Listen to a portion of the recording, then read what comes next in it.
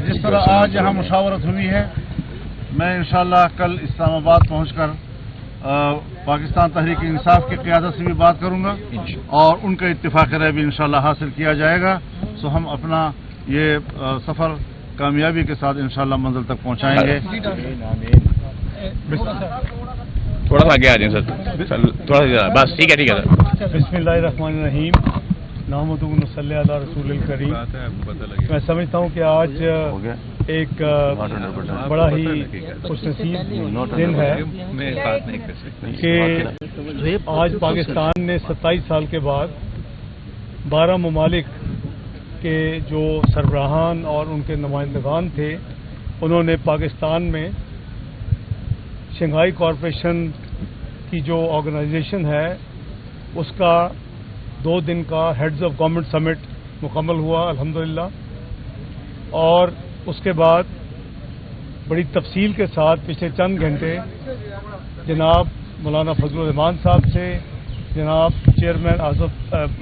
اپنا بلاول بھٹو زرداری صاحب سے، اور پھر تینوں پارٹیز کے جو قائدین تھے ان کے درمیان تفصیل سے بات ہوئی. مولانا صاحب نے جیسے فرمایا، جناب چیئرمین بلاول صاحب نے فرمایا کہ جوڈیشل ریفارمز پہ کنسنسس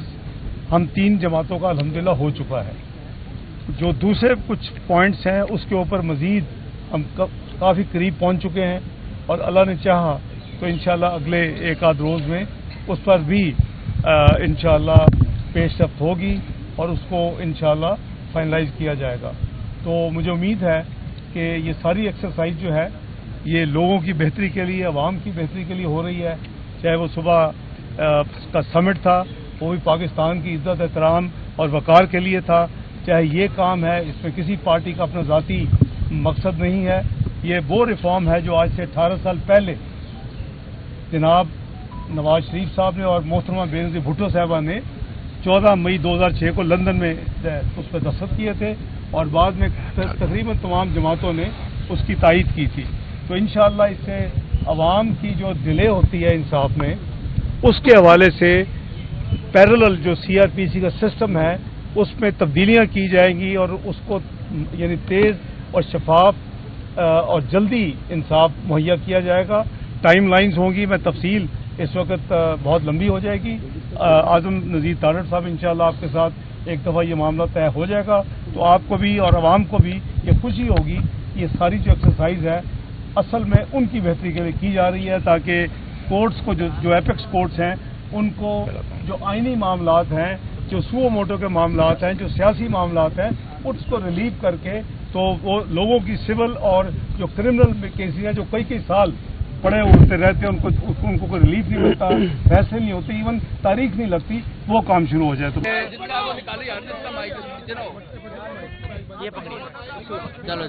جیسے کہ میں نے اپنا شیڈول بلوچ بیٹھ جا نیچے روز قبل اناؤنس کیا تھا، اور جس میں میں نے یہ کہا تھا کہ مجوزہ آئینی ترمیم پر مشاورت کے لیے جمعیت علماء اسلام پاکستان پیپلز پارٹی سے ملے گی، اپنا ڈرافٹ ان کے سامنے رکھے گی، ان کے ڈرافٹ کا مطالعہ کرے گی. اس حوالے سے کل کراچی میں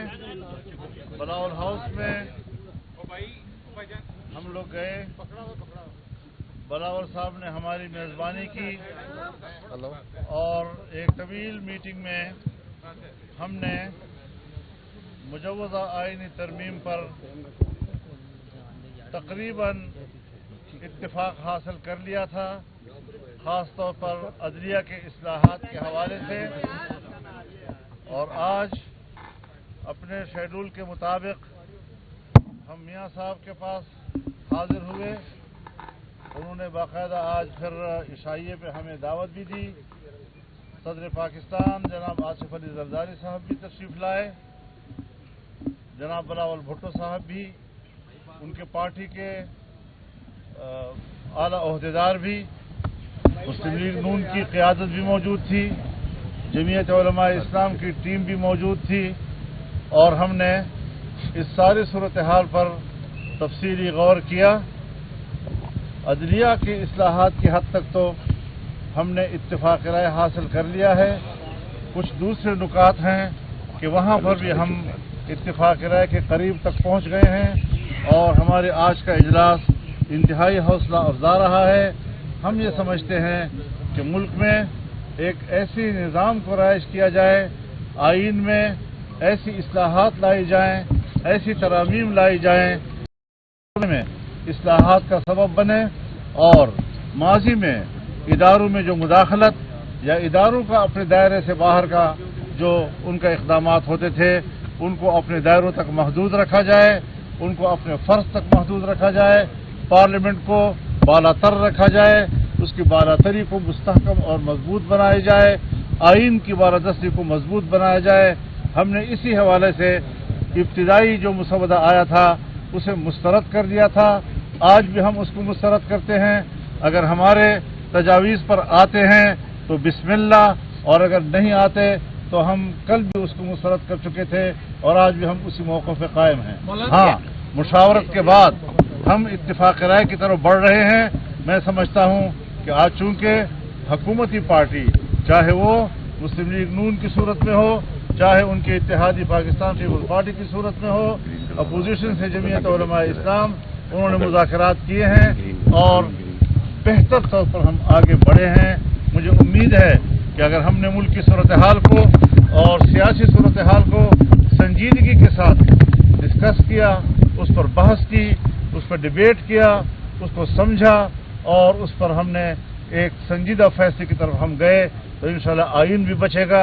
मुल्क भी बचेगा, इदारे भी बचेंगे। और अगर एक इदारे को दूसरे इदारों पर हम ऐसी बारादस्ती देंगे कि जिसके बाद फिर पार्लियामेंट और सियासत की कोई हैसियत नहीं होगी, तो हम इस तरह की तरफ इनके हक में बहुत शुक्रिया। थोड़ा सा आगे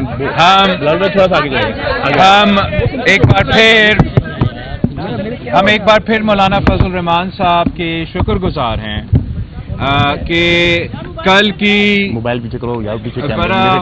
तफसीली मीटिंग के बाद जो पाकिस्तान पीपल्स पार्टी और JUI के दरमियान आईनी तरमीम के हवाले से, 26th अमेंडमेंट के हवाले से, जुडिशल रिफॉर्म्स के हवाले से जो कंसेंसस पैदा हुआ, मैं समझता हूं कि आज हमने लाहौर में उस कंसेंसस जो कल दो जमातों के दरमियान में था, आज वो 3 जमातों के दरमियान है और पाकिस्तान पीपल्स पार्टी, JUI और मुस्लिम लीग नवाज का इंशाअल्लाह ताला जो जुडिशल रिफॉर्म्स की इरादा है, जिससे हम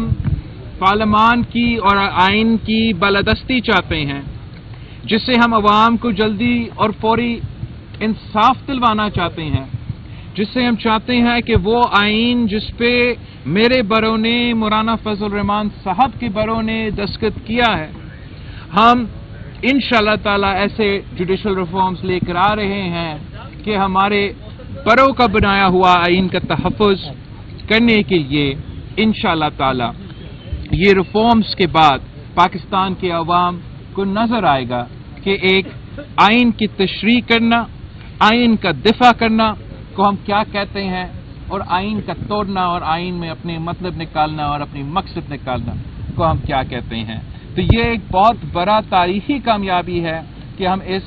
कंसेंसस की तरफ बढ़ते जा रहे हैं और हमारा उम्मीद है कि इसी कंसेंसस के साथ मुनासिब वक्त पे हम आइनी तरमीम को दोनों पार्लियामान के जो हाउसेस हैं उनसे पास करवा के दस्तखत करवाएंगे। एक जुमला कहना चाहता हूँ।